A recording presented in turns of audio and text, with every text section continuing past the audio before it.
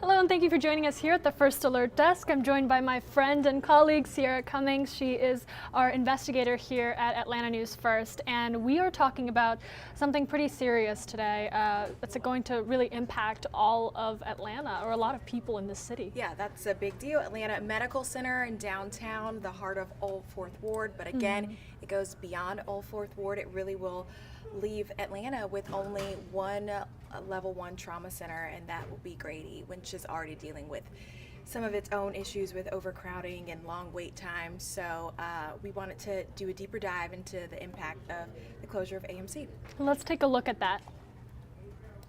Questions about whether enough was done to keep a critical Atlanta hospital open in just 21 days. Wellstar Atlanta Medical Center, it will close for good. Some employees and community leaders argue it was an intentional failure.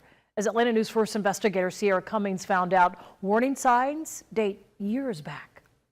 Wellstar calls the claims unfounded, that since its 2016 purchase here, they invested heavily. But in a letter by the AMC Community Advisory Board, they wrote, Wellstar lacks clear direction and a vision. That was more than a year ago. It wasn't the first concern, and it would not be the last. It's mean-spirited. It's underhanded. For the 6 years Wellstar has owned Atlanta Medical Center, Susie Johnson remains skeptical of the hospital's owner. It's frustrating because you won't put in the effort here. As an AMC medical technologist, Johnson tests every type of specimen. Often, the results mean she's the bearer of bad news. September 1st, the tables turn. The devastating blow delivered to her instead. How do you sit here closing a major facility that's going to affect the entire city? It's not going to just affect Old Fourth Ward. You upended people's lives with callously. The lives of your employees who have worked with you. We worked through the pandemic with half staff, no staff, sometimes one person having to work the lab. A letter obtained by Atlanta News First Investigates revealed Wellstar's plan to not just close Atlanta Medical Center, but merge it with its Keystone Hospital.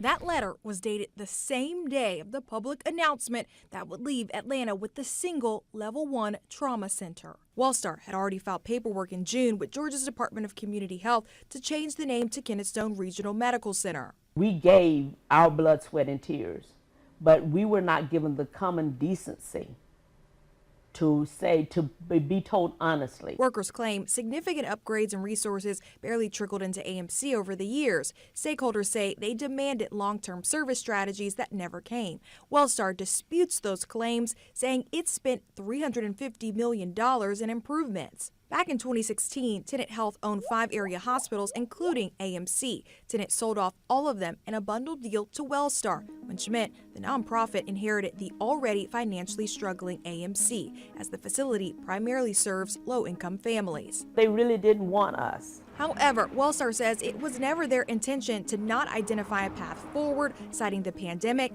finances, and inflation consequences, saying they were left without other options after an exhaustive search led to more than a dozen potential partners withdrawing from the process without an offer. Wellstar points to the $107 million it lost in the last 12 months alone.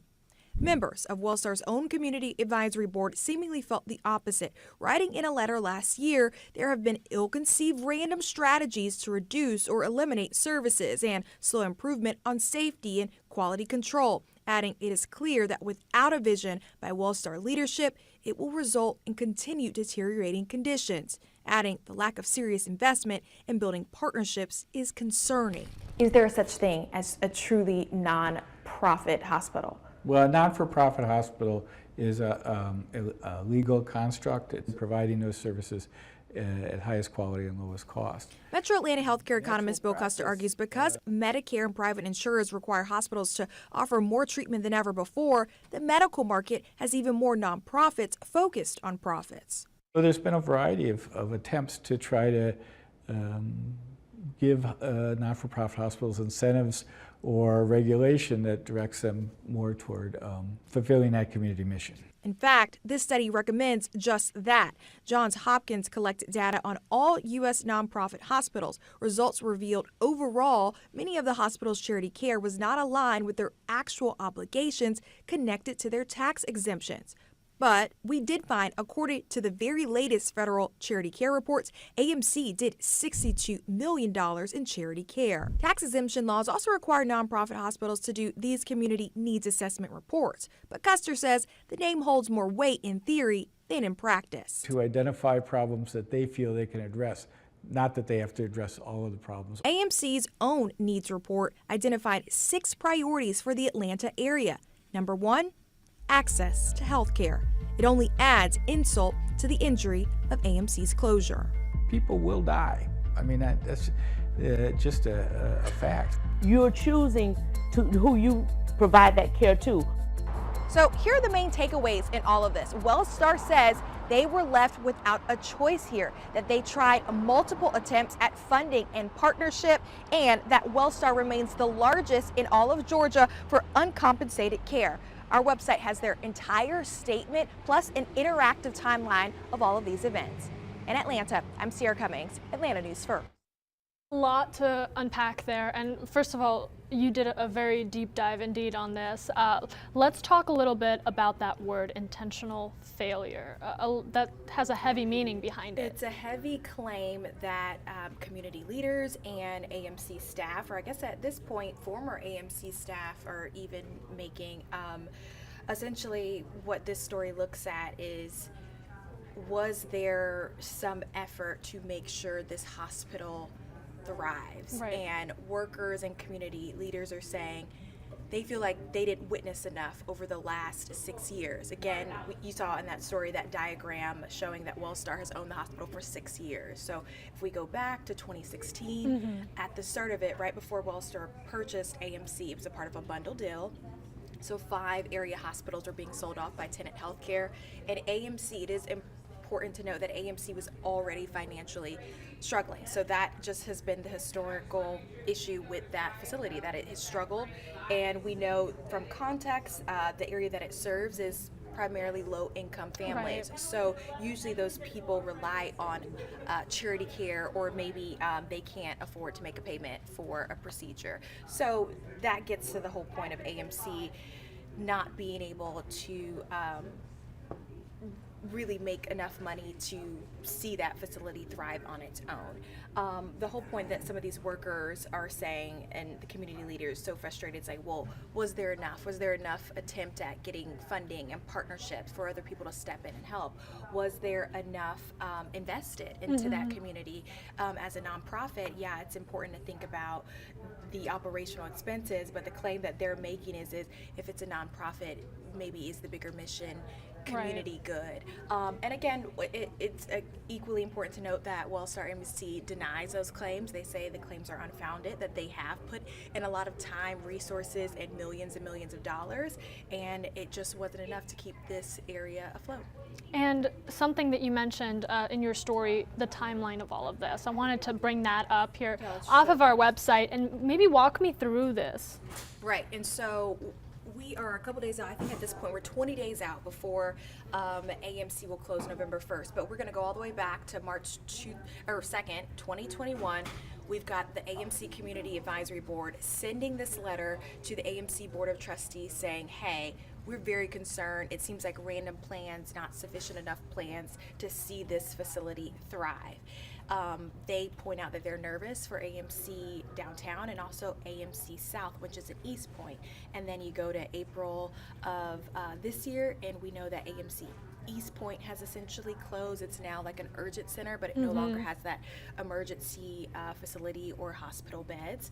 And then you fast forward to August 31st, which is AMC announcing its closure and the public finding out. So we put this timeline to illustrate what these people say they've been kind of sounding the alarm on for more than a year. And this is something that I think we've been covering across the news department, really, people starting to feel those impacts, but they will, especially Friday at 7 a.m. I wanted to talk a little bit about this impact on staff, because as much as it impacts patients, you spoke to Susie Johnson, who said this is just something that has rocked her world. Talk a little bit about that interaction with her. Yeah, you can tell a little bit that she was frustrated, but I think a better word is heartbroken. She explained it so well that a lot of the staff, whether you're a nurse, a doctor, or a technician like her who tests samples and sometimes, unfortunately gives people bad news about things they found in their bodies, but whether you're at the highest of the totem pole or even the lowest, a lot of people come to that facility because they want to make an impact in their community, and they know this is the community that's the most vulnerable and needs it the most. And so they feel it's a bit ironic that we already have established that this is a community that needs healthcare the most, and a lot of us workers have come here to maybe offset that disparity, and it's frustrating that they put in all these years to only see this hospital close. So it is heartbreaking for a lot of workers like Susie. It's an emotional thing. They're trying to figure out what's going to come next for them personally, but also our community. Very well said. And a lot of the questions now from people like Susie from the community is, what happens now? I heard that we actually are already seeing a response to the next steps here, primarily from Mayor Andre Dickens, who placed a moratorium on this hospital. Yeah, and we've covered that extensively. So we know AMC closes completely November 1st, and a lot of questions surrounding what that property will be turned into. Real estate here is very hot in Georgia, so there have been some questions on whether is something like a high-rise apartment complex going to go up? Is some kind of other redevelopment going to happen? Well, what Mayor Dickens did essentially is put a moratorium on accepting applications to redevelop that property. So basically, even if someone did have hope to redevelop that land, we won't see anything like that come to fruition, at least for the next few months, because the city itself, the planning department, will not be taking applications to redevelop that lot. I think as an investigator, oftentimes you either are motivated to hold someone accountable or explain something to the public. To the magnitude that we're talking about this conversation around this medical center, what do you hope people take away when they watch this story? The big deal here is that community, Old Fourth Ward, they may feel the impact first and initially, but we know that it's going to spread. Everything's interconnected. I mean, we have seen over the last few years, Grady healthcare workers, people from Emory University hold these press conferences saying we are already struggling as healthcare facilities, even when AMC was here. So imagine its absence. We are going to be overloaded and overwhelmed, and even more understaffed because you're dealing with a large gaping hole in the healthcare system. So I think more than anything, we want to support our healthcare workers right now, and I think a lot of people are going to look to our community leaders for actual solutions to make sure that there aren't growing disparities over the next few years. Who knows, maybe there will be some more healthcare facilities that decide to come to our area and set up shop. Right, and we will be following that on AtlantaNewsFirst.com.